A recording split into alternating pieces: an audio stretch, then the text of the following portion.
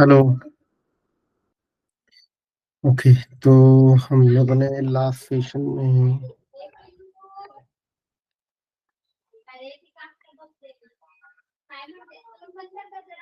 Okay, screen दिख रहा है ना मेरा?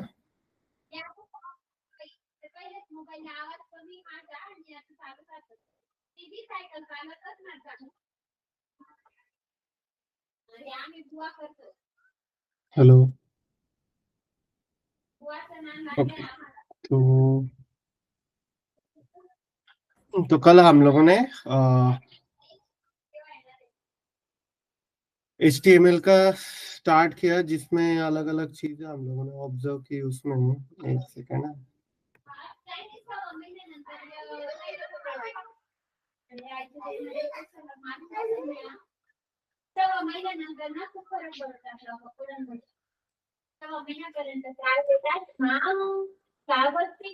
राइट। तो कल के सेशन में हम लोगों ने HTML स्टार्ट किया था, जिसमें हेडिंग, लिस्ट और सिंपल HTML पेज हम लोगों ने बना के उसको रन करके देखा था कि UI पे वो कैसे दिखता है। राइट। नेक्स्ट जो अपना पॉइंट है वो है ब्लॉक लेवल एलिमेंट्स उसके अंदर। राइट। HTML के अंदर ब्लॉक लेवल एलिमेंट्स क्या होता है? तो ब्लॉक लेवल एलिमेंट्स क्या करते हैं कि ये एक अपना जो पेज है, वेब पेज, उसमें एक हम लोगों को एक पर्टिकुलर स्पेस अलोकेट करता है, जिसमें हर जो ब्लॉक लेवल एलिमेंट स्टार्ट होता है। अभी देखो, अभी ये लिस्ट आइटम, जैसे ये मैंने एक लिस्ट आइटम ऐड किया, तो दूसरा लिस्ट आइटम उसके नीचे वाले नेक्स्ट लाइन पे ऐड हुआ था। राइट। यहाँ पे देखो, ये एक एल था अपना, दूसरा मैंने एल ऐड किया तो वो नेक्स्ट लाइन पे आया। लेकिन अगर मैं इसी के साथ मैं अगर कोई लेबल ऐड करूँ, यहाँ पे जैसे लेबल ऐड किया था हम लोगों ने, राइट, ये लेबल ऐड किया था, ये लेबल ऐड किया था UI में। तो ये जो था, ये जो दोनों लेबल ऐड किए थे, तो वो सेम सेम लाइन पे आए। ये देखो, ये लेबल और ये लेबल हम लोगों को मतलब UI में जब दिखा तो वो सेम लाइन पे आया। लेकिन जब मैं LI के साथ उसको ऐड, मतलब LI के साथ जो मैंने कंटेंट ऐड किया, तो वो नेक्स्ट लाइन पे गया। तो ये जो नेक्स्ट लाइन पे जो एलिमेंट्स स्टार्ट होते हैं, तो वो सब एलिमेंट्स जो होते हैं वो ब्लॉक लेवल एलिमेंट्स के अंडर आता है। और ब्लॉक लेवल एलिमेंट्स के अंदर जो कुछ हम लोग ऐड करते हैं, तो वो स्ट्रक्चर में, जब HTML का स्ट्रक्चर वो क्रिएट करता है वो स्पेसिफिक एलिमेंट्स के लिए, तो उसमें पूरा विड्थ लेता है वो। मतलब पूरा विड्थ मतलब अभी जो HTML पेज हम लोग डिजाइन करते हैं ना, तो ये जो पेज है अपना, लेट सपोज, तो ये यहाँ से लेके यहाँ तक ये उसका विड्थ होता है, और यहाँ से लेके यहाँ तक ये उसका हाइट होता है। राइट। तो ये हाइट और विड्थ में भी लेट सपोज मैं यहाँ पे हाइट एंड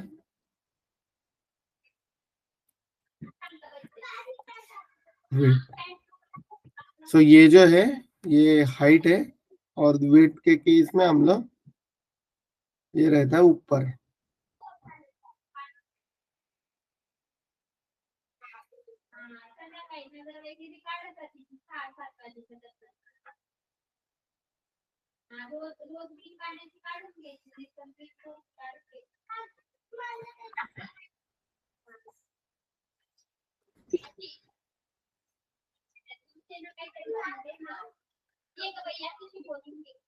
राइट। तो मतलब ये जो है या हाइट और ये विड्थ।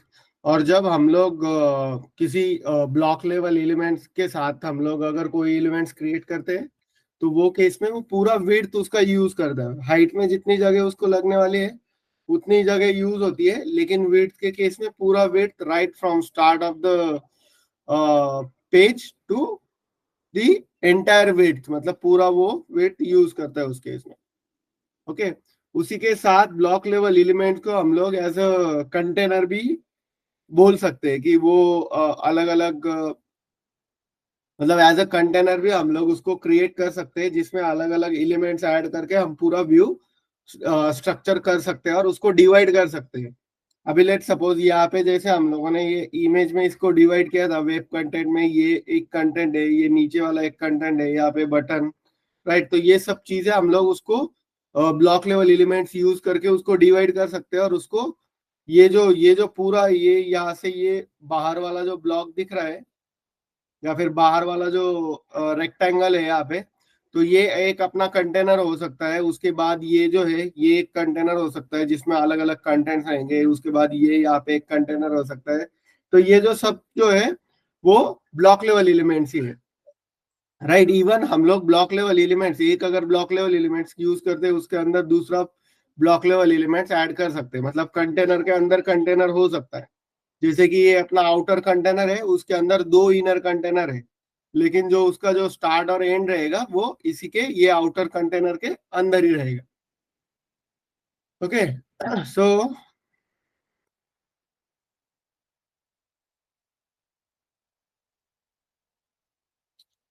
ब्लॉक लेवल एलिमेंट्स में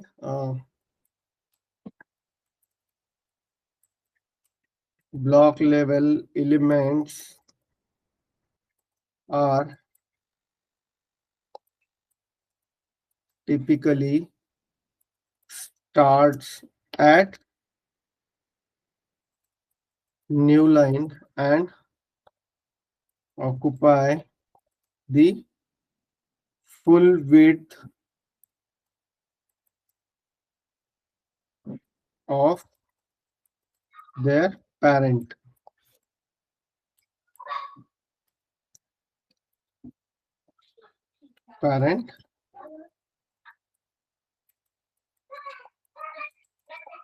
container. These elements can be used to create containers and to divide the structure into different containers or sections.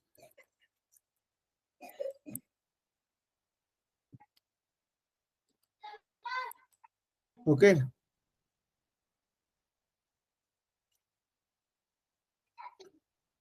and also they create a block level structure in the HTML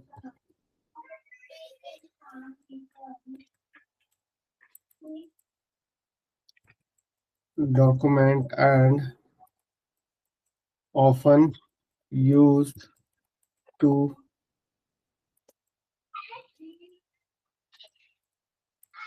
structure and organize the page content. Okay, तो इसमें अलग अलग जो ये content है block ले, मतलब इसमें अलग अलग एलिमेंट्स है ब्लॉक लेवल एलिमेंट्स के अंदर, जिसमें हम लोगों ने लिस्ट रिलेटेड ऑलरेडी देखे हैं। उसके बाद हेडिंग्स भी हम लोगों ने ऑलरेडी देखा है। तो इसमें अभी हम लोगों ने जो कंसिडर नहीं किया है वो सब चीजें हम लोग अभी यहाँ पे देखते हैं। लेकिन ये एक मैं यहाँ पे ऐड करता हूँ कि ये भी इसके अंदर है।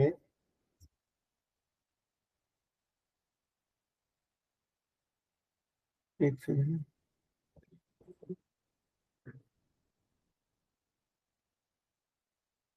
हेडिंग्स,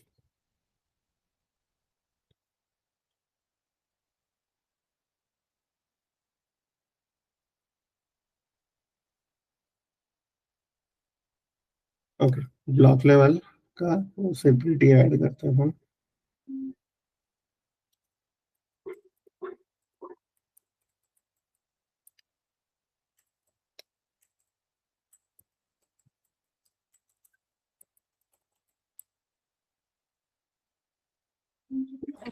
ब्लॉक लेवल एलिमेंट्स के अंदर अलग अलग जो एलिमेंट्स होते हैं उसमें सबसे पहले जो हम लोगों ने कवर किया है, तो some of the block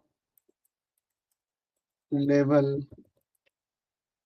elements are, तो उसमें पहले हम लोगों ने देखा है कि हेडिंग्स भी जब हम लोग स्टार्ट करते हैं तो वो न्यू लाइन से ही होता है। राइट, नेक्स्ट है, हम लोगों ने ये भी देखा है लिस्ट। लिस्ट में भी O L and O L U L and L I, ये तीनों उसमें मतलब ब्लॉक लेवल के अंडर वो भी ये ये भी आते हैं ये एलिमेंट्स। उसके बाद header, then footer, then div,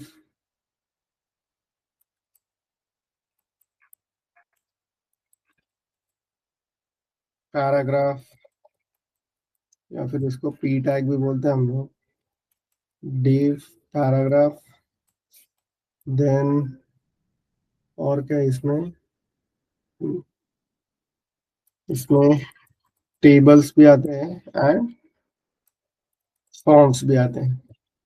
right, तो अभी हम लोग वन बाय वन ये सब एलिमेंट्स के बारे में देखेंगे। जैसे हम लोगों ने ये हेडिंग्स और लिस्ट का ऑलरेडी देखा है, जहाँ पे हम लोगों ने एग्जांपल के साथ भी उनको देखा था कि अलग अलग मतलब हम लोग हेडिंग्स कैसे क्रिएट कर सकते हैं उसके अंदर। वो उसके बाद लिस्ट का भी देखा था कि दो लिस्ट क्रिएट करके देखे थे, जिसमें ऑर्डर्ड लिस्ट और अनऑर्डर्ड लिस्ट भी हम लोगों ने उसमें देखा था। राइट, अभी हम लोग वन बाय वन ये बाकी के जो है वो देखते हैं। राइट, अभी यहाँ पे जो हम लोगों ने जो नहीं देखा है वो हेडर वाला। तो हेडर हम लोग मोस्टली क्यों यूज करते हैं कि अपना पेज का जो हेडर रहता है वो ऐड करने के लिए। जो हेडर जो रहता है कि वो मतलब तुम लोगों ने ये कभी ऑब्जर्व किया होगा कि कोई भी पेज के लिए एक हेडर ऐड होता है यहाँ पे, और जो हेडर स्टिक रहता है वो स्पेसिफिक पेज के लिए। मतलब जब जब हम लोग उसको स्क्रॉल करेंगे या फिर वो पेज पे हम लोग को हमेशा दिखता है, लेकिन वो ऊपर वाले साइड में दिखता है। जैसे लिस्ट एग्जांपल है, लेट सपोज, तो मैंने उसको एज ए हेडर ऐड किया यहाँ पे। अगर मेरे पास स्क्रॉल भी रहा तो वो हेडर मुझे ऑलवेज वहां पे दिखता है।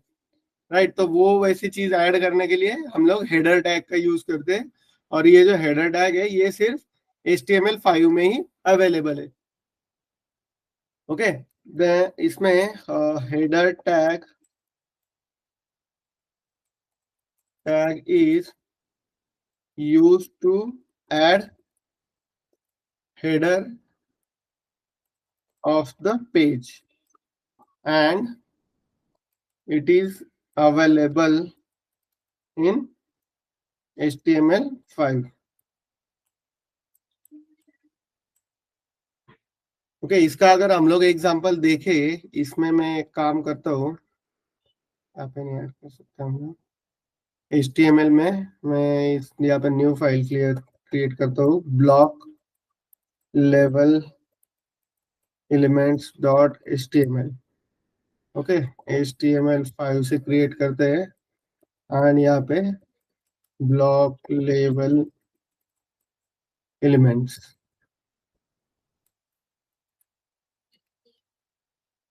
ओके, ब्लॉक लेवल एलिमेंट्स में सबसे पहले हम लोगों ने H1 में लेट सपोज हेडिंग्स देखा था।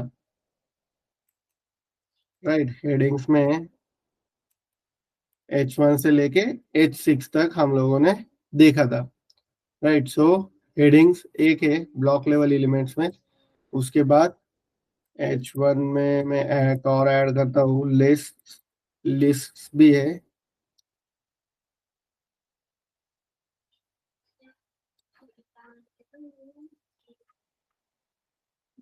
राइट, उसके बाद यहाँ पे हेडिंग्स ब्लॉक लेवल एलिमेंट्स, और इसको लेट सपोज H1 के बजाय मैं H3 करता हूँ।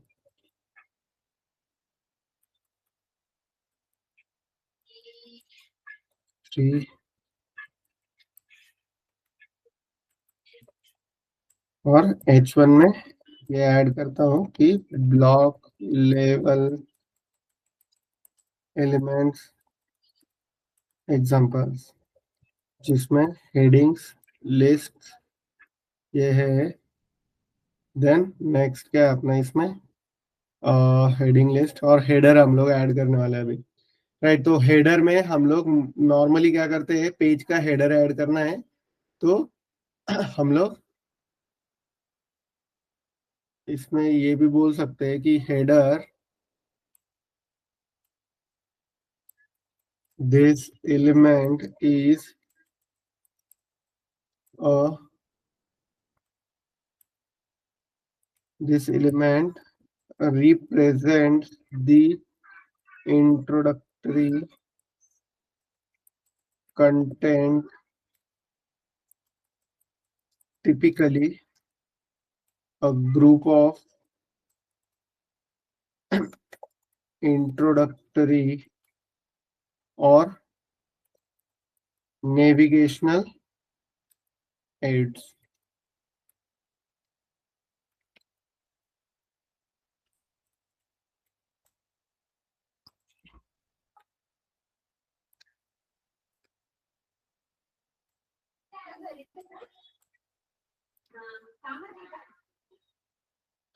ओके, इसमें जो टैग यूज होता है, सो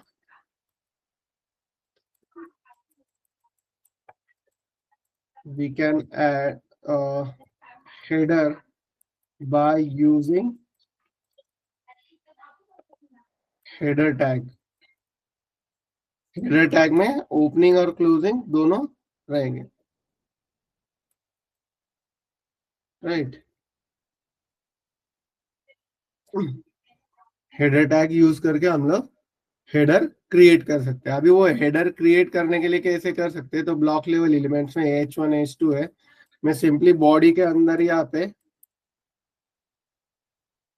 हेडर टैग यूज कर सकता हूँ और उसके अंदर लेट सपोज ये जो ब्लॉक लेवल यूज किया हुआ है मैंने, वो उसके अंदर ऐड करता हूँ मैं, राइट। यहाँ पे हम लोग देख सकते हैं वो एज अ, ये अभी एज अ हेडर ऐड हुआ है। अगर तुमको देख मतलब ये यहाँ पे देख सकते हैं हम लोग कि वो उसके अंदर, ये देखो यहाँ पे हेडर टैग है, हेडर टैग के अंदर ये H1 ऐड हुआ है और ये हेडिंग और लिस्ट ये एज अ मतलब उसके आउटसाइड, हेडर के आउटसाइड वो ऐड हुए हुए। एक्चुअली यूआई में ऐसा कुछ ज्यादा डिफरेंस हम लोग को फील नहीं होगा, लेकिन वो एज अ हेडर यहाँ पे ऐड हुआ है। ओके, इसमें नेक्स्ट जो है वो है फुटर। तो जैसे हम लोग हेडर ऐड करते हैं वैसे ही फुटर का भी वैसे ही स्कोप रहता है कि वो as a footer tag use होता है। मतलब पेज का जैसे ये पेज का हेडर है वैसे पेज का फुटर होता है। फुटर मतलब जो नीचे तुम लोगों ने नॉर्मली ऑब्जर्व किया होगा किसी वेबसाइट पे कि यहाँ पे क्या होता है कि पूरा वेबसाइट के अंदर, लेट सपोज मैं google.com ओपन करता हूँ, तो यहाँ पे देखो ये जो नीचे वाला पार्ट है, इंडिया, अबाउट और ऑल दोस थिंग्स, राइट। ये देखो ये जो यहाँ से लेके ये जो नीचे वाला पार्ट है ना, ये हम लोग by using footer you create कर सकते हैं। अगर मैं इसका एग्जांपल दिखाऊं तुम लोगों को, तो ये भी एज अ फुटर कहाँ पे गए,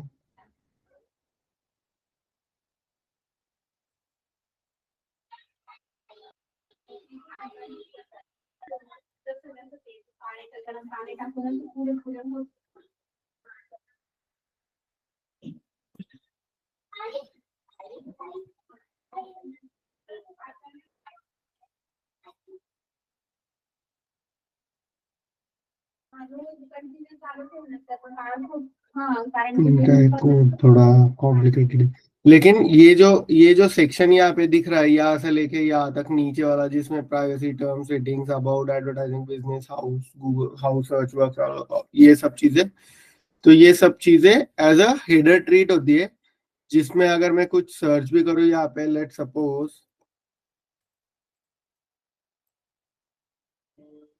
तो इसको स्क्रॉल करने के बाद ये देखो ये जो नीचे वाला सेक्शन रहता है वो ऑलवेज रहता है, वहां पे सिर्फ कंटेंट चेंज होता है लेकिन सेक्शन वहीं पे रहता है। तो ये एज अ हेडर हम लोग को मतलब हम लोग वैसे हेडर का यूज करके उसको क्रिएट कर सकते हैं, सॉरी फुटर का यूज करके और हेडर का यूज करके। ये जो यहाँ पे ये सेक्शन दिख रहा है हम लोग को, जीमेल, इमेजेस और यहाँ पे यूजर का फोटो वगैरह, तो यहाँ से मतलब ये जो ऊपर वाला सेक्शन है यहाँ से लेके यहाँ तक, ये हम लोग एज अ हेडर क्रिएट कर सकते हैं एंड जो कंटेंट रहता है एक्चुअली उसको कंटेनर का यूज करके कोई भी ब्लॉक लेवल एलिमेंट्स जैसे div वगैरह हम लोग देखेंगे तो उसका यूज करके क्रिएट कर सकते हैं। ओके, नेक्स्ट हम लोग फुटर देखने वाले हैं। तो फुटर के केस में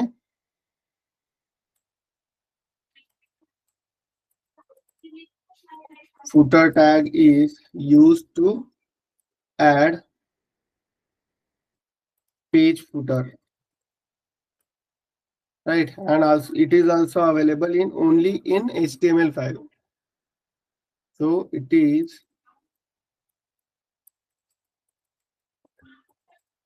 available only in HTML5. ये भी वैसे ही है कि only in HTML5 में ही ये available है। Okay, and this element represents the footer side of the page. So footer or this element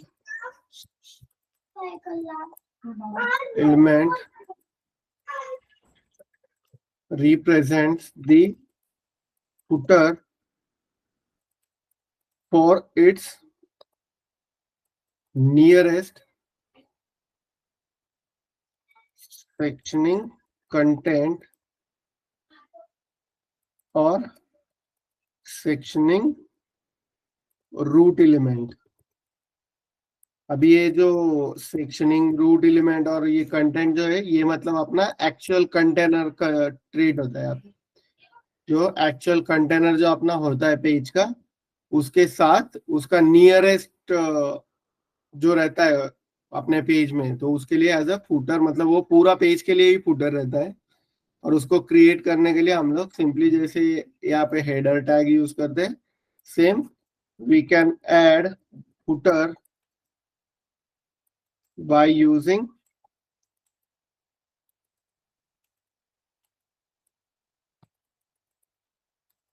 footer tag. Okay, तो ये भी सिंपल है। जैसे हेडर अपना टॉप पे रहता है बीच में यहाँ पे कंटेंट है लेट्स सपोज, तो उसके बाद लास्ट में जो रहता है अपना वो रहता है फुटर। और फुटर में हम लोग नॉर्मली तुम लोगों ने देखा होगा कि कॉपी राइट ये सब चीजें वहां पे लिखा हुआ रहता है कॉपी राइट एंड वो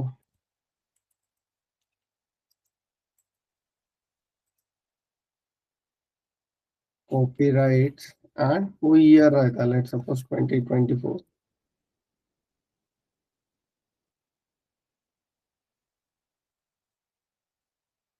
ये ऐसे फुटर्स हम लोग ऐड कर सकते हैं।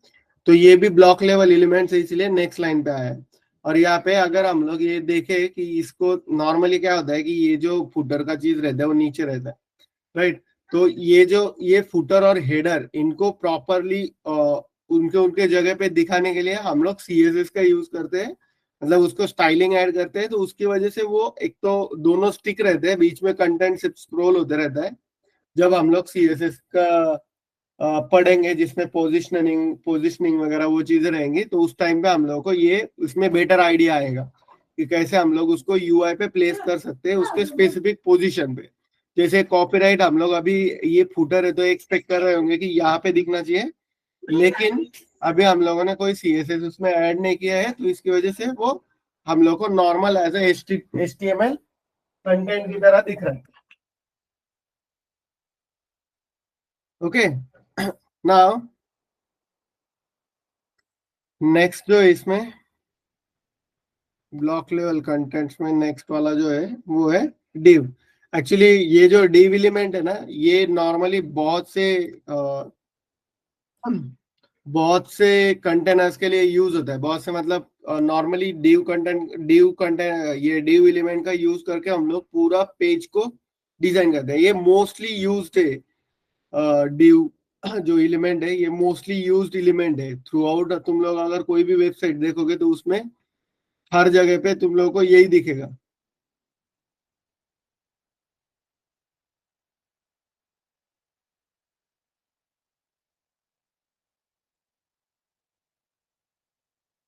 ओके, और ये जो मतलब div जो है, ये हम लोग अपने पेज को सेक्शन वाइज डिवाइड करने के लिए, उसमें कंटेंट ऐड करने के लिए, मोस्टली कोई पैराग्राफ वगैरह रहा तो वो ऐड करने के लिए, और अपना जो पेज है उसको स्पेसिफिक सेक्शंस में डिवाइड करने के लिए हम लोग div का यूज करते हैं, राइट। नाउ div में अगर मैं उसमें ऐड करूँ तो सो इसको क्रिएट करने के लिए हम लोग यूज करते हैं same. So we can create div by using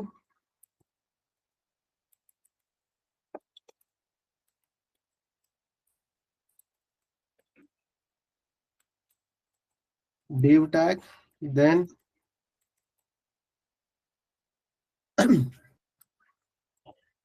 it is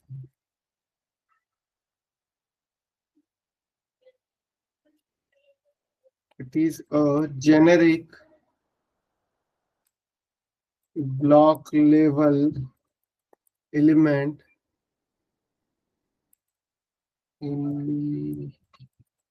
element or container that is commonly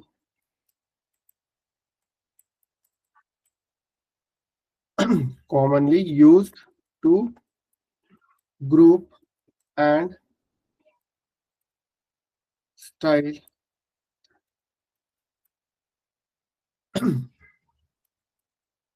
sections of the page content. Then it has no specific semantic meaning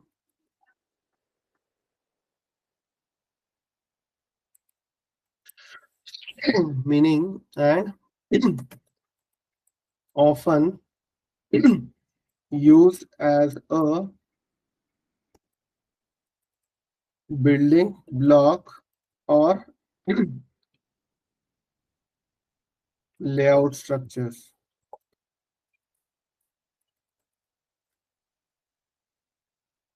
right? Now इसमें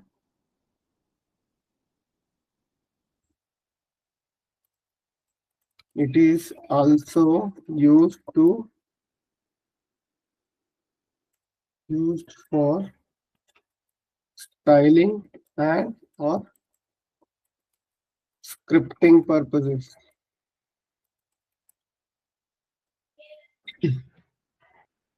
okay, इसमें अगर हम लोग example देखें इसका, तो let suppose मैं यहाँ पे ये लिस्ट वगैरह है, यहाँ पे एक div क्रिएट करता हूँ और उसको उसके अंदर h1 ऐड करता हूँ, इसमें लिखता हूँ पेज कंटेंट, एंड देन इसके अंदर एक p टैग लेता हूँ जो हम लोग नेक्स्ट देखने ही वाले हैं। और इसमें लेट सपोज हम लोगों ने वो लॉरेम इप्सम, हाँ ये वाला स्ट्रिंग यूज किया था ना, तो वो सेम हम लोग यहाँ से p टैग उठा के उसके अंदर ऐड करते हैं।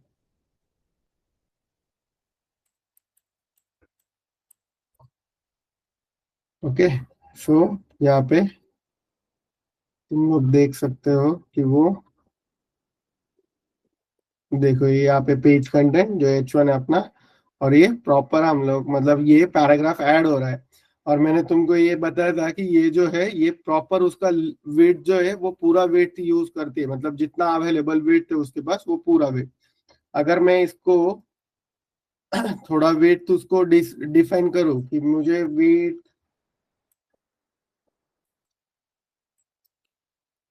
उसमें लेट सपोज 70% यूज करना है।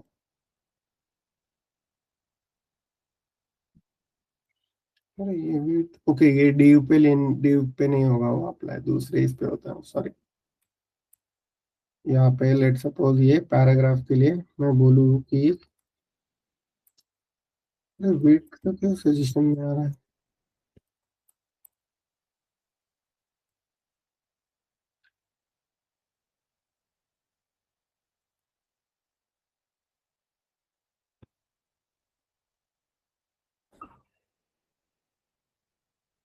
ओके हाँ, वो हम लोग सीएसएस में जब क्लासेस ऐड करेंगे उस टाइम पे ये देख सकते हैं कि हम लोग उसको प्रॉपरली स्ट्रक्चर कर सकते हैं कि जितना वेट हम लोग को यूज करना है वो पैरेंट एलिमेंट का उतना यूज कर सकते हैं। और ये अलग अलग जो स्टाइलिंग फीचर्स है with the help of CSS हम लोग कर सकते हैं, वो सब चीजें उसमें हम लोग सीएसएस के केस में देखेंगे।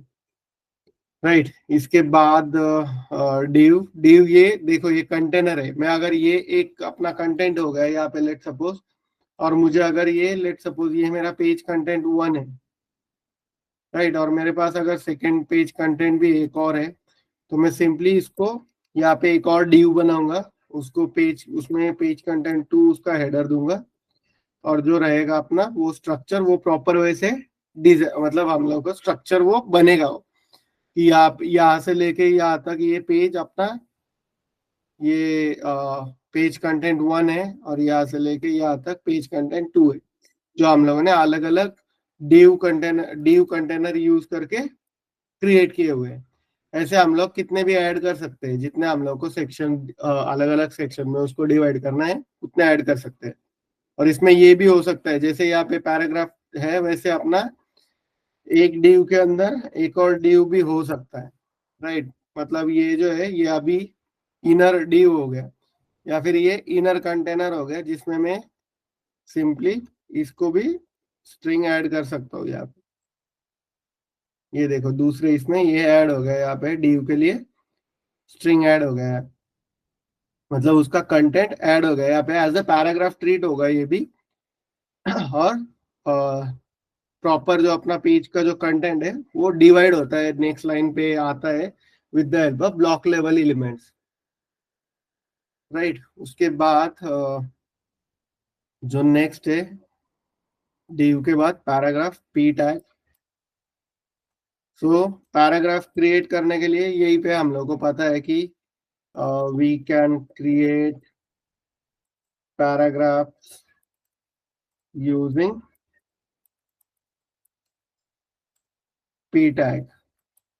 राइट, और पैराग्राफ्स हम लोग this element represents a paragraph of a text.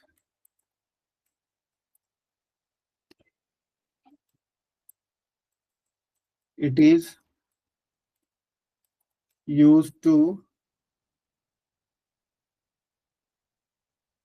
structure and format text contents within the document.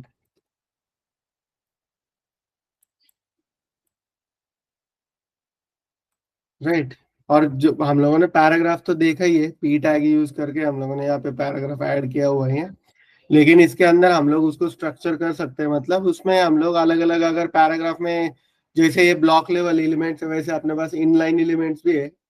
तो इनलाइन एलिमेंट्स में अलग अलग एलिमेंट्स रहते हैं जो हम लोग सेम लाइन पे उनको यूज कर सकते हैं।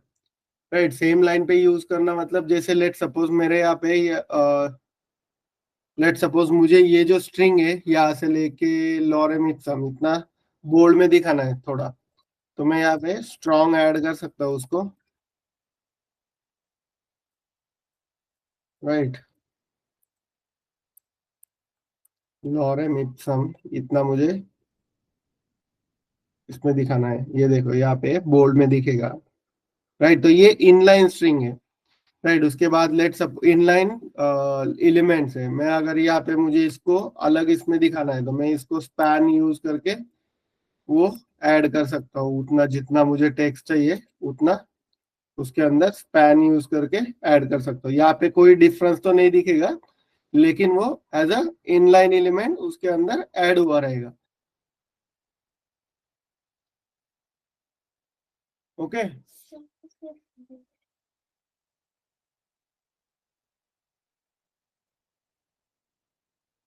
तो पैराग्राफ टैग का यूज करके हम लोग ऐसे उसको मतलब क्रिएट कर सकते हैं, पैराग्राफ टैग यूज करके टेक्स्ट ऐड कर सकते हैं हम लोग पेज के अंदर, जो हम लोग डिव के साथ भी कर सकते हैं। लेकिन पैराग्राफ जब यूज करते हैं हम लोग तो वो मोर स्पेसिफिक हो जाता है कि ये हम लोग सिर्फ टेक्स्ट के लिए दिखा रहे हैं। डिव के साथ हम लोग रैंडम मतलब डायनामिक स्ट्रिंग भी हम लोग उसके डिव के साथ प्रिंट कर सकते हैं। और पैराग्राफ के साथ कैसा है कि हम लोगों को वो स्पेसिफाई होता है कि ये पैराग्राफ दिख रहा है हम लोग को, यूआई पे बहुत बड़ा स्ट्रिंग रहेगा, स्टैटिक स्ट्रिंग वगैरह ये सब चीजें के लिए। एक्चुअली दोनों जगह पे हम लोग div भी यूज कर सकते हैं और p टैग भी यूज कर सकते हैं, लेकिन ये एज अ स्पेसिफिकेशन या फिर डेवलपर को पता होना चाहिए कि यहाँ पे एग्जैक्टली दिख क्या रहा है, उसके लिए हम लोग ये अलग अलग एलिमेंट्स यूज करते हैं। राइट, देन नेक्स्ट है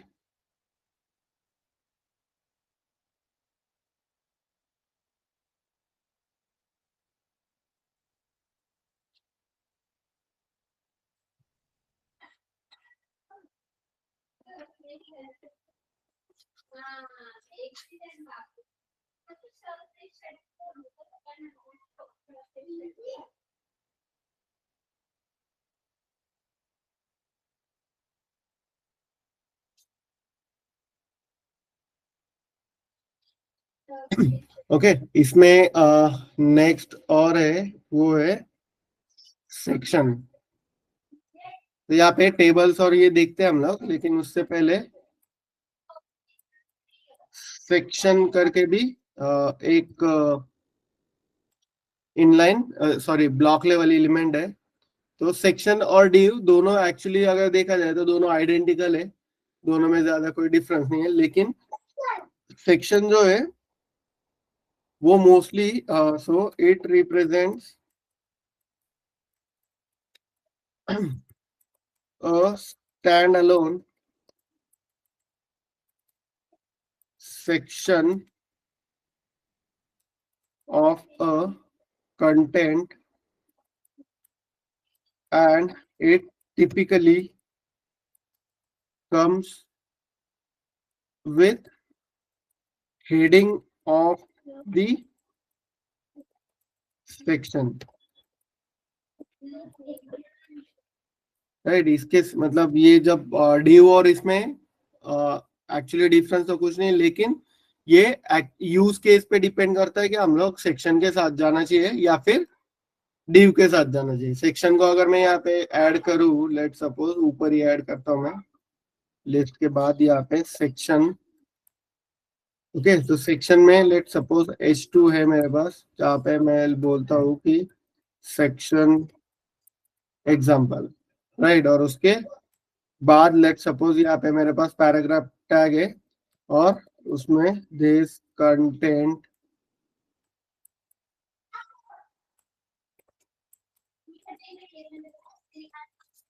represents the section element। Right, यहाँ पे अगर तुम लोग देखोगे तो उसमें डिफरेंस तो कुछ ज्यादा दिखेगा नहीं सेक्शन में और डिव में। लेकिन ये यूज केस पे डिपेंड होता है कि हम लोग सेक्शन के साथ, सेक्शन हम लोगों ने सेक्शन यूज करना चाहिए या डिव यूज करना चाहिए या पैराग्राफ यूज करना चाहिए। राइट, उसके बाद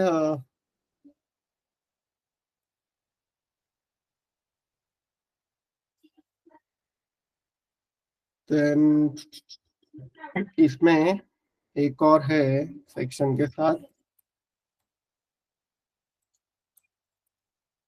नैव। तो नैव हम लोग नेविगेशन के लिए यूज करते हैं, जो नेविगेशन टैब हम लोग को दिखता है ना ऊपर किसी भी वेब पेज में, तो हम लोग उसमें मतलब नैव का यूज करके वैसे बना सकते हैं। So this element represents a section of a page that links to other pages or part other parts within the page। Links करता है मतलब वो वहां पे लिंक है लेट सपोज उसका, तो वहां से वो नेविगेट करता है स्पेसिफिक पेज पे, या फिर कोई भी पार्ट रहेगा अपने इसमें पेज में, तो उसको वो वहां पे हम लोग नेविगेट कर सकते हैं विद द हेल्प ऑफ नैव। तो नैव बार ऐड करने मतलब नैव ऐड करने के लिए लेट सपोज हेडर के बाद में यहाँ पे नैव ऐड करता हूँ, नैव, और उसके बाद लेट सपोज अपने पास एक लिस्ट है जिसमें हम लोग लिस्ट आइटम, और उसको लेट सपोज यहाँ पे हम लोग को मूव करना है, राइट। सो मैं एंकर टैग यूज करता हूँ जिसमें href let suppose hash home, और ये होम पेज के लिए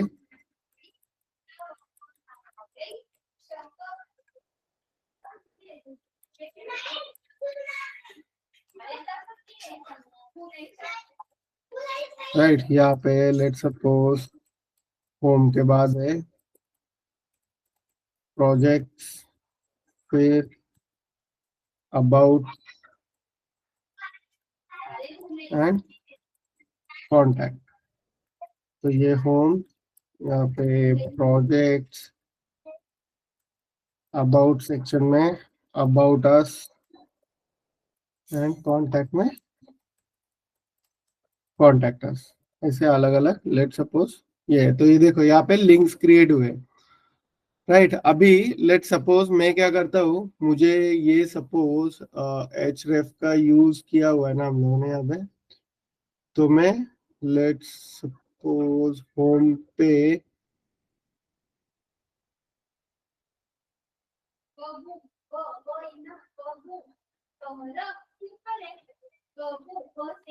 होम पे क्लिक करने पे ठीक है। तो यहाँ पे हम लोगों ने कोई ऐसा होम पेज या फिर प्रोजेक्ट पेज ऐसा ऐड किया नहीं है। जब हम लोग एक्चुअल नवाबार के एग्जांपल देखेंगे उस टाइम पे हम लोग वो ऐड करके देखेंगे, सेक्शन में हम लोग कैसे ऐड करके उस पे मूव कर सकते हैं वो स्पेसिफिक पेज पे, राइट। तो वो चीजें हम लोग उसके अंडर देखेंगे ताकि हम लोग को मतलब वो स्पेसिफिक पेज पे हम लोग नेविगेट करके जाएंगे वहां पे। ओके, देन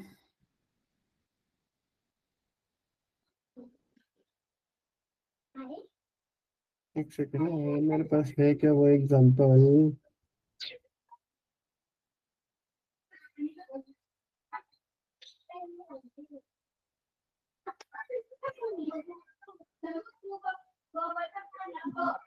लैब का एग्जांपल,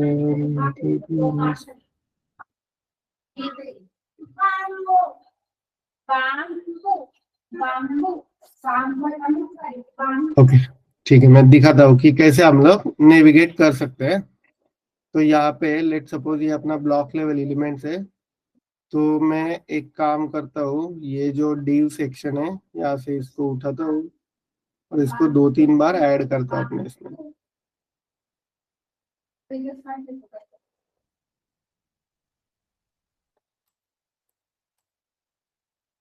ताकि ये यहाँ पे स्क्रोल हम लोग को दिखे, राइट। और ये जो लास्ट वाला यहाँ पे div ऐड हुआ है उसको मैं ऐड करता हूँ, इसको नाम ऐड करता हूँ होम, एंड यहाँ पे उसको आईडी देके मैं उसको हैश नहीं होम देता हूँ, राइट। मतलब वो उस पे नेविगेट करेगा। सेम ये कॉपी करूंगा मैं, सेम कंटेंट रहेगा, कंटेंट को चेंज नहीं करते हम लोग, सिर्फ उसमें ये जो है ये चेंज करेंगे। तो होम के बाद क्या है अपने पास प्रोजेक्ट्स है, उसके बाद अबाउट एंड कॉन्टैक्ट है, राइट। तो होम पे यहाँ पे मैं इसको नाम देता हूँ प्रोजेक्ट्स, और ये आईडी उसको प्रोजेक्ट्स देता हूँ। देन नेक्स्ट इसके बाद है यहाँ पे आईडी, क्या था वो, अबाउट था शायद, about and about us, last वाला लेट सपोज कॉन्टैक्ट। तो कॉन्टैक्ट एंड यहाँ पे कॉन्टैक्ट अस, राइट। ये अभी अगर हम लोग देखेंगे यहाँ पे तो ये ऐसे दिख रहा है हम लोग को, home, projects, about us and contact. अभी मैं अगर होम पे क्लिक करूंगा तो ये देखो नेविगेट होके होम पे आ गए। राइट। मैं अगर प्रोजेक्ट्स पे क्लिक करूंगा तो प्रोजेक्ट्स पे आ गया। उसके बाद मैं अगर अबाउट अस पे क्लिक करूंगा तो ये अबाउट अस पे आ जाएगा। ये नेविगेट होके नीचे आया है। वो स्क्रीन पे नीचे इसलिए दिख रहा है वो क्योंकि अपना उसके नीचे कुछ है ही नहीं स्क्रॉल करने के लिए। राइट। और लास्ट में कॉन्टेक्ट अस पे क्लिक करूंगा तो कॉन्टेक्ट अस पे वो नेविगेट करेगा। तो ये एक्चुअली लिंक्स के अंदर हम लोग देखेंगे इसको, ये चीजें, लेकिन मुझे सिर्फ ये दिखाना था कि हम लोग सेक्शन में उसको डिवाइड किया है यहाँ पे पेज को, और यूजिंग नैव बार और नेविगेशन लिंक्स हम लोगों ने उस पे नेविगेट किया। तो एक नेविगेट नैव करके भी एक अपना ब्लॉक लेवल एलिमेंट है जिसका यूज करके हम लोग नेविगेशन आइटम्स अपने इसमें ऐड कर सकते हैं। ओके। नेक्स्ट है सेक्शन आर्टिकल।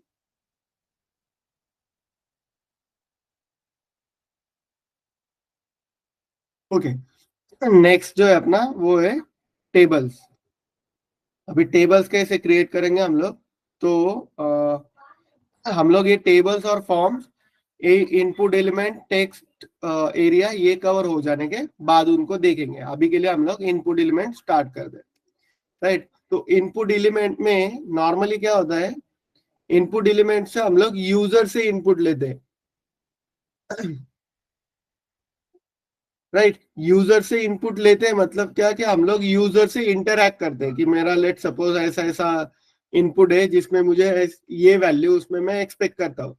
राइट। तो वो सब चीजें हम लोग यूजर से इंटरैक्ट करके यूजर से वैल्यूज एक्सपेक्ट करते हैं या फिर यूजर से वैल्यू कलेक्ट करते हैं। तो उसके उन वो चीजों के लिए हम लोग इनपुट एलिमेंट्स का यूज करते हैं। राइट। सो इनपुट एलिमेंट्स में हम लोग अलग अलग इनपुट एलिमेंट्स देखने वाले हैं। हम लोग पहले थियोरेटिकल पार्ट देखेंगे, उसके बाद प्रैक्टिकल में एक ही पेज के साथ सारे इनपुट एलिमेंट्स कवर करके एक ही साथ उनको देखेंगे। ओके। सो इनपुट एलिमेंट्स हम लोग मतलब HTML में बहुत से ऐसे इनपुट एलिमेंट है जिनका यूज करके हम लोग अलग अलग वैल्यूज यूजर से ले सकते हैं। Right. So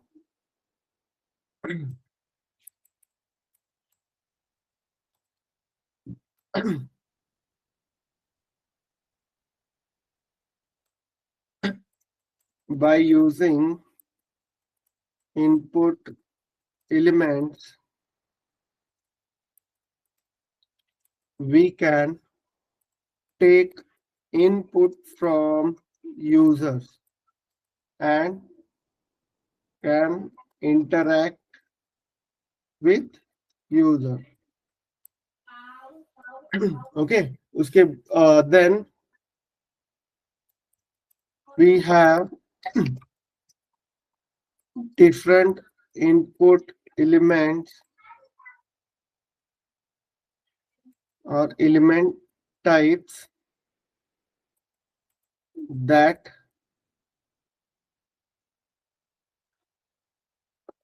can be used for different use cases. Okay. अलग अलग इनपुट एलिमेंट का टाइप है अपने पास जो हम लोग यूज करके अलग अलग यूज केस हम लोग उसमें अचीव कर सकते हैं। Right. We can validate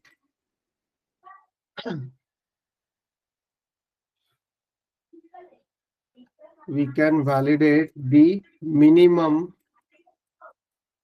and maximum number of characters by using min length and max length attributes. अभी एट्रीब्यूट्स के बारे में भी हम लोग देखेंगे कि एट्रीब्यूट्स क्या होता है। नहीं तो हम लोग एक काम करते पहले यहाँ पे मैं ऐड करता हूँ कि एट्रीब्यूट्स क्या होते हैं, जिससे हम लोग को पता चलेगा कि हम लोग क्यों यूज करते हैं HTML एट्रीब्यूट्स। सो HTML एट्रीब्यूट्स, उसमें let's see HTML attributes provides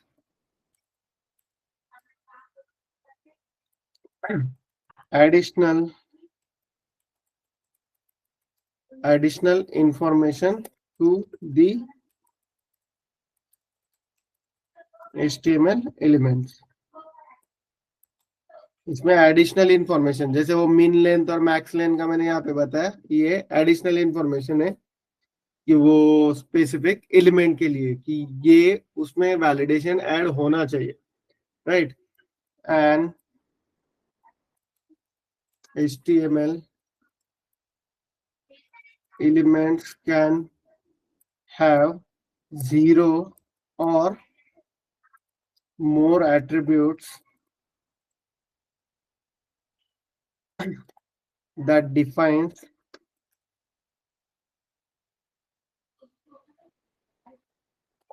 the behavior on HTML element.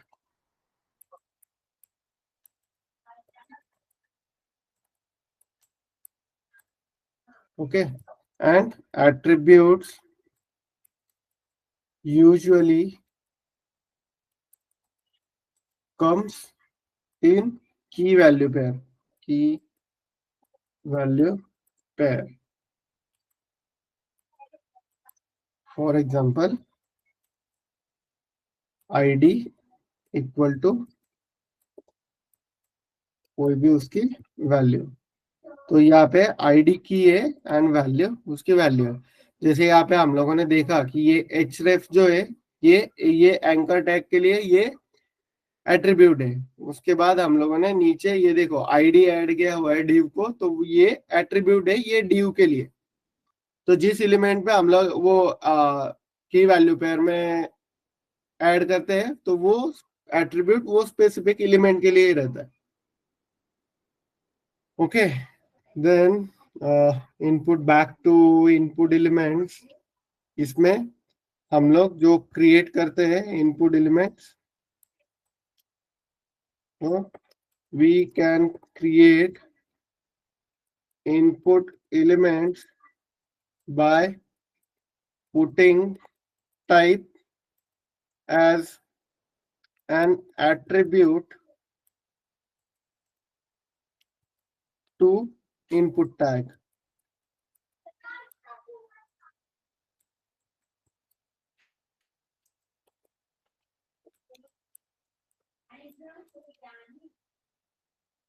Okay, तो हम लोग इनपुट टैग यूज करते हैं to create,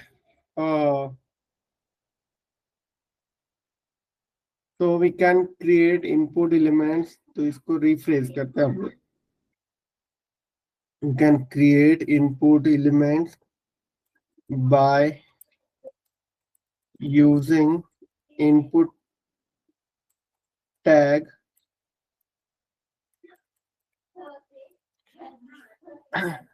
and we can specify the type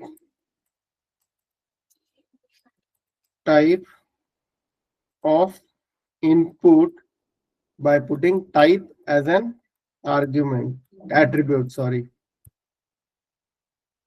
Right now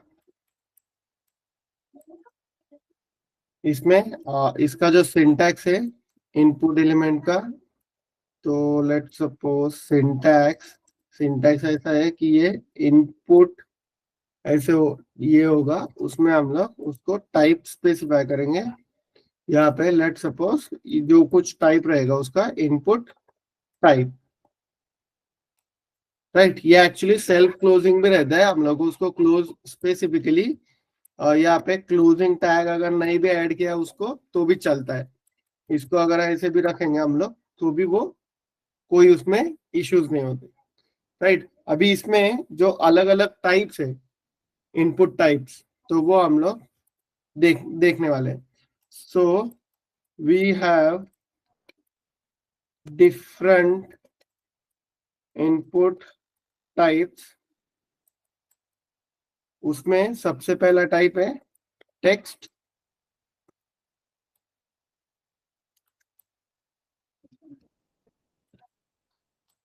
text, then password, then email, then number, then उसमें है अपने पास check box,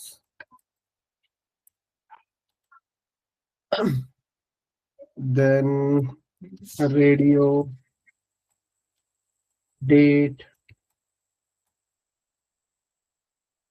file and range है जो हम लोग को नंबर के साथ हम लोग ऐड कर सकते हैं, राइट। सबमिट एक है, इनपुट टाइप, देन बटन भी है। ओके, सो इसमें आई थिंक इनपुट एलिमेंट्स में और कुछ है क्या?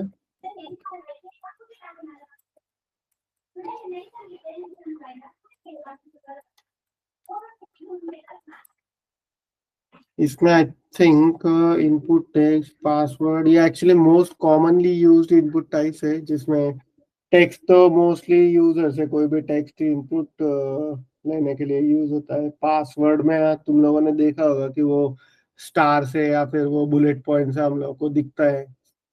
उसके बाद ईमेल है, नंबर, डेट,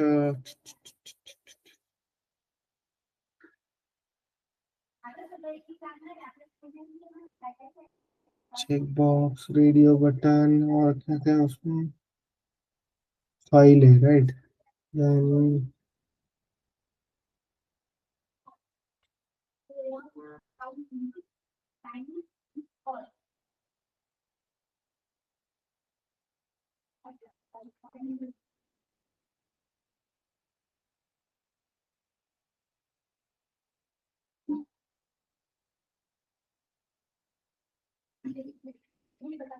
टेलीफोन में, हाँ ठीक है, टेलीफोन में वो नंबर के साथ ही आता है शायद। हाँ,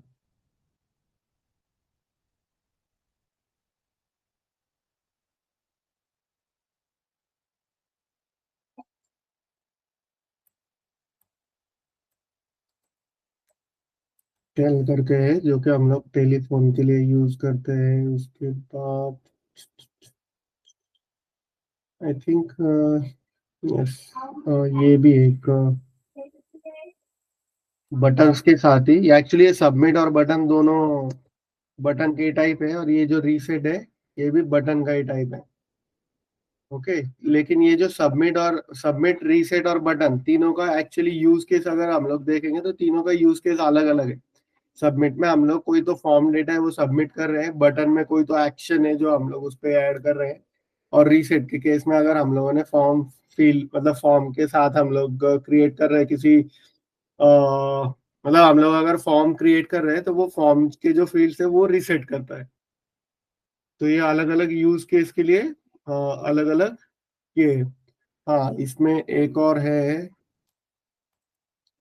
यूआरएल करके एक है, जिसमें हम लोग वेबसाइट का यूआरएल ऐड कर सकते हैं। देन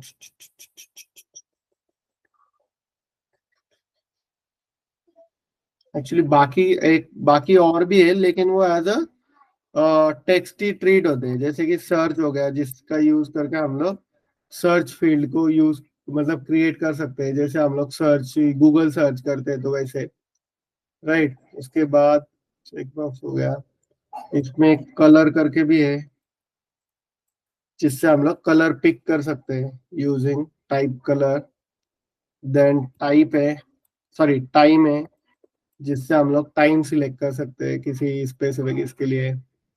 नंबर, ईमेल, पासवर्ड, ये सब तो है ही, राइट। तो इसको अभी हम लोग वन बाय वन देखते हैं कि कौन से इसमें क्या कर सकते हैं हम लोग, मतलब कौन सा इनपुट टाइप किस चीज के लिए यूज कर सकते हैं।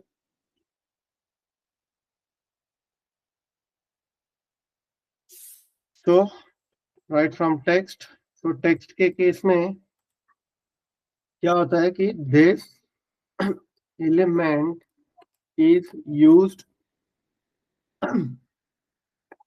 to create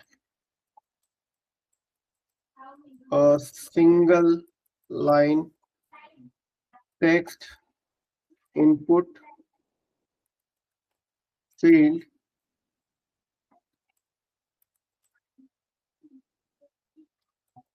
where user can enter text or alphanumeric characters,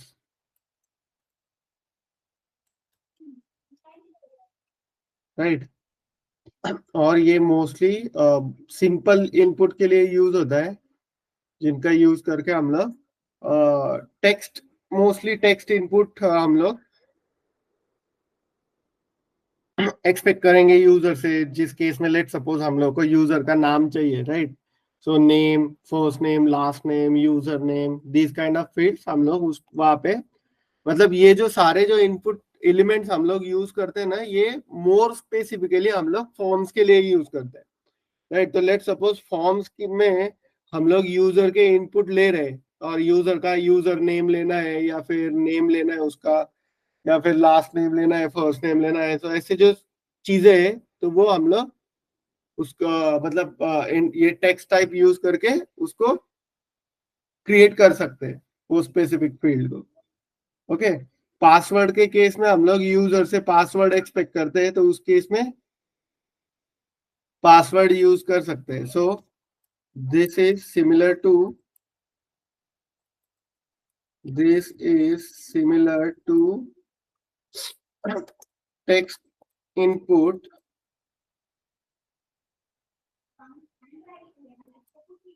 but it creates a password input field where input text hides with bullet point or star.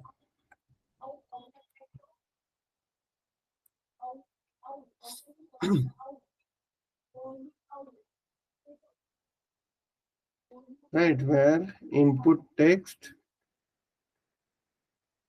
hides with bullet point और star. Mostly वो एस्टेरिस्टिक से, मतलब star से ही होता है, लेकिन हम लोग उस पे CSS ऐड करके उसको इसमें भी कर सकते हैं, उसको बुलेट पॉइंट से भी रिप्लेस कर सकते हैं, राइट। देन नेक्स्ट जो है अपना ईमेल। ईमेल के केस में this element is specifically designed for email addresses and we can include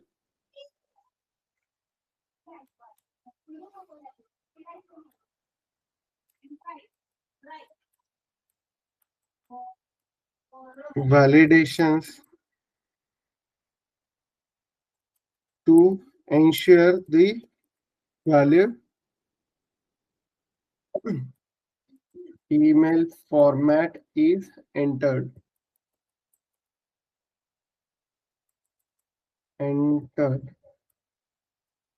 Okay, then next one is number.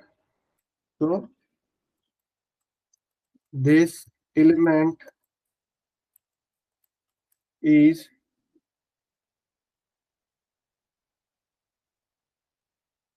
or the number input type restricts user to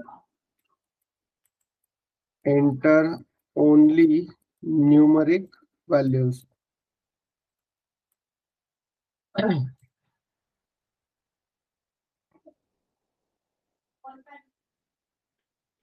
Then it can also, or we can also add attributes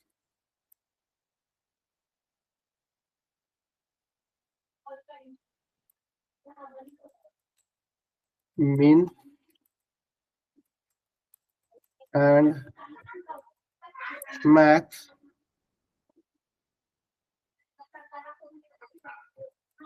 min min max and step here for defining some range.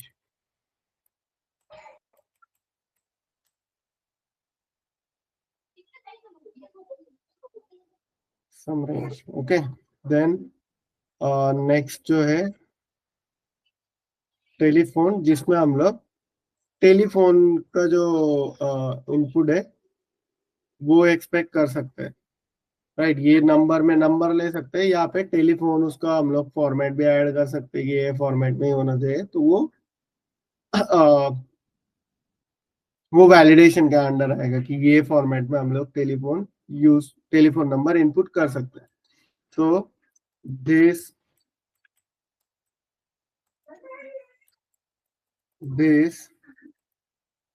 element is typically used to accept telephone numbers, and we can add validations to support a, a specific format,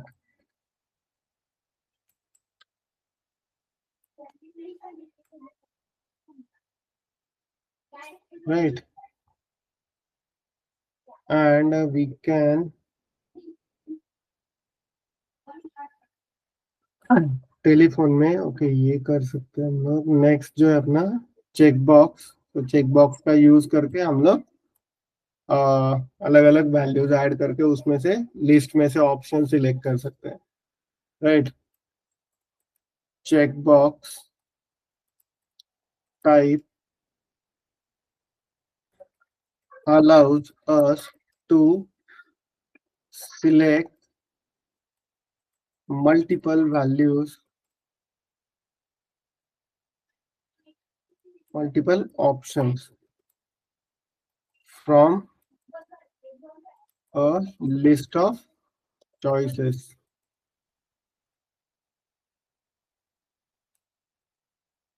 right. Each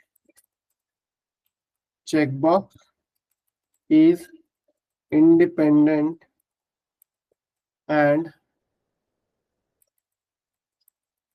can be toggled on or off.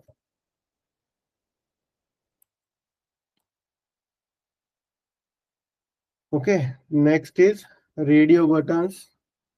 So radio buttons are used to or used when a user needs to select single value or single option from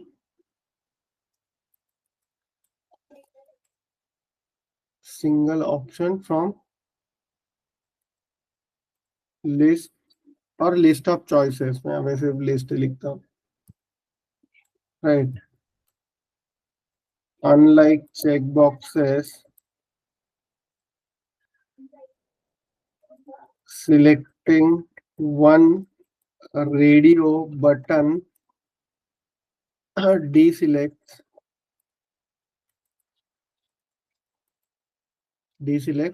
others from the list.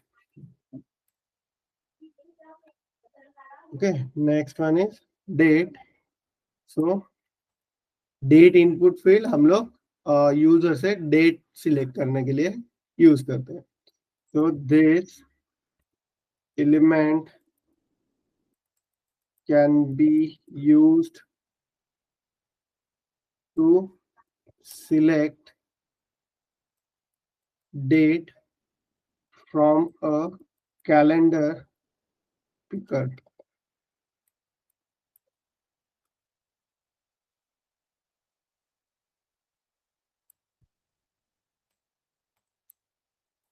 It's particularly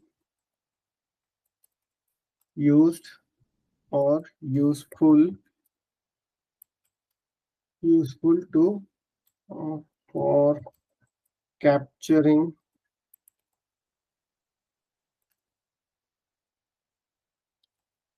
dates in the forms. Okay, file is used for, so the file element lets user to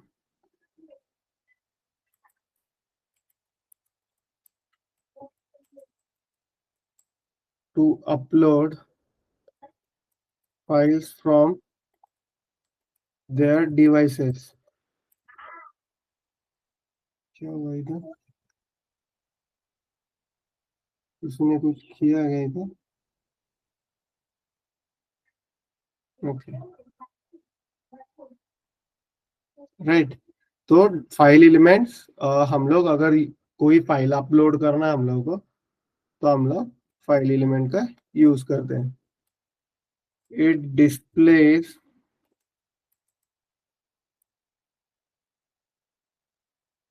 displace a file selection dialog when click. Right, range के अंदर this element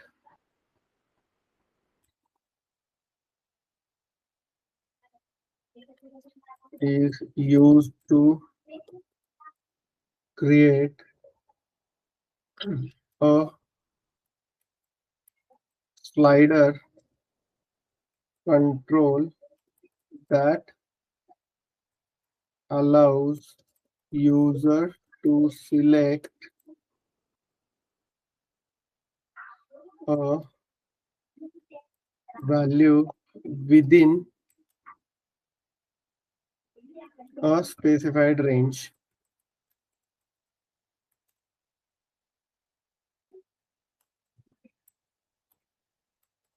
This has different basic attributes, and those are, first one is minimum, second one is maximum, third one is value, and fourth one is step. Right, minimum में क्या होता है कि it specifies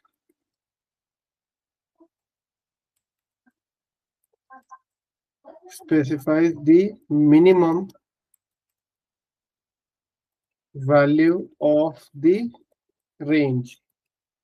okay, max वाला जो है, so same it specifies maximum value. Okay, value में इसकी इनिशियल वैल्यू रहती है, so it specifies the initial value of the slider, and step में it specifies the incrementing or decrementing value. Step when the slider thumb is moved. Okay. Then next जो है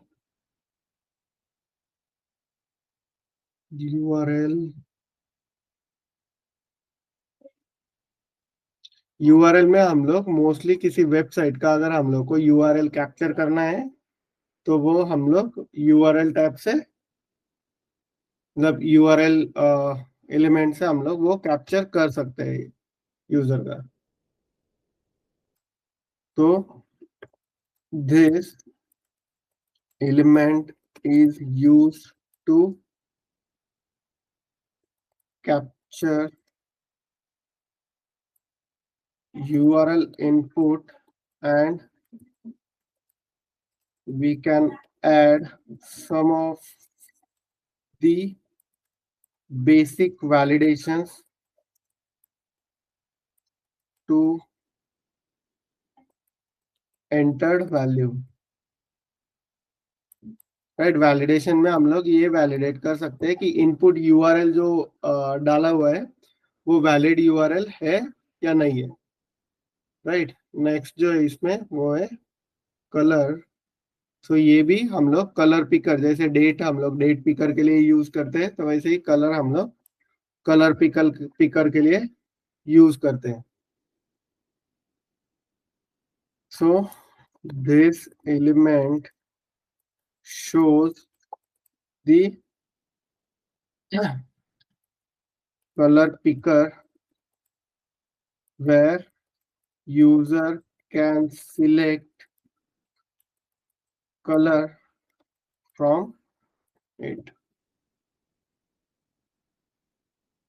इस पे हम लोग ऐसा कुछ वैलिडेशन वगैरह उसकी कोई जरूरत नहीं रहती इस पे. तो ये सिंपली ये जो बाकी के जो अभी इनपुट्स है वो सिंपल हम लोग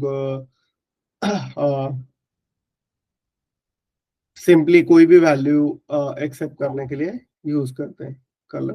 राइट. टाइम भी हम लोग टाइम पिक करने के लिए, जैसे लेट सपोज हम लोग को मीटिंग टाइम सिलेक्ट करना है या फिर लेट सपोज कोई रिमाइंडर सेट करना है तो उसके लिए हम लोग टाइम सिलेक्ट करते हैं. राइट. अलार्म सेट करने के लिए टाइम सेट करते हैं. तो वैसे जो यूज केसेस है उस केस में हम लोग टाइम इनपुट का यूज कर सकते हैं. So this element allows user to pick time from time picker.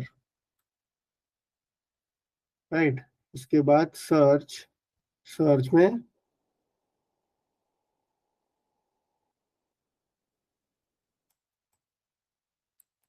this element is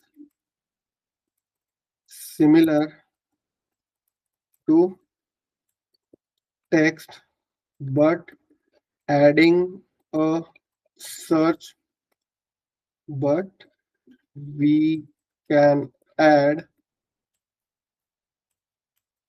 search functionality over normal text.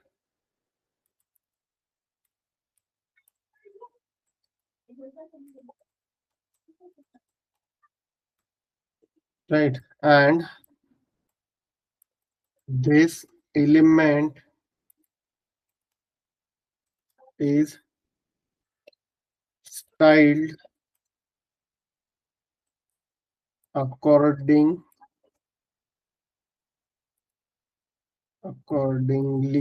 by browsers. So ये हर ब्राउजर्स में अलग अलग इससे दिखता है. मतलब व्यू अगर उसका देखेंगे हम लोग तो वो अलग अलग काइंड ऑफ रहता है हर ब्राउजर के अंदर. ओके. सो इनपुट ये जो सबमिट है ये it's a kind off button itself. So this input type creates a button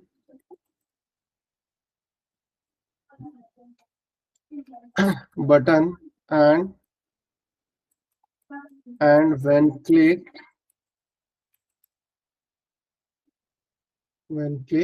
it submits the form data.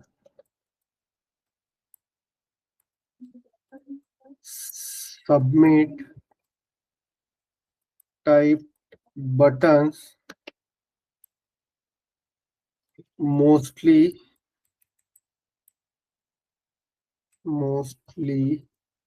used with forms, right? Then button के केस में this is or unlike submit,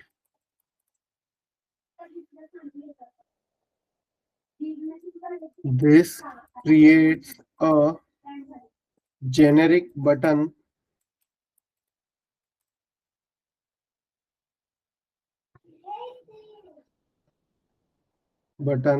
that can be used to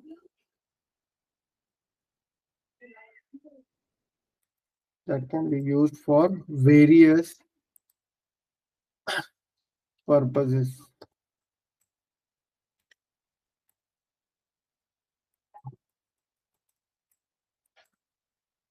such as triggering a JS function or an event, right? और ये जो reset button है वो हम लोग use करते हैं. तो this is typically used with forms where when clicked it resets all the form fields to the initial values.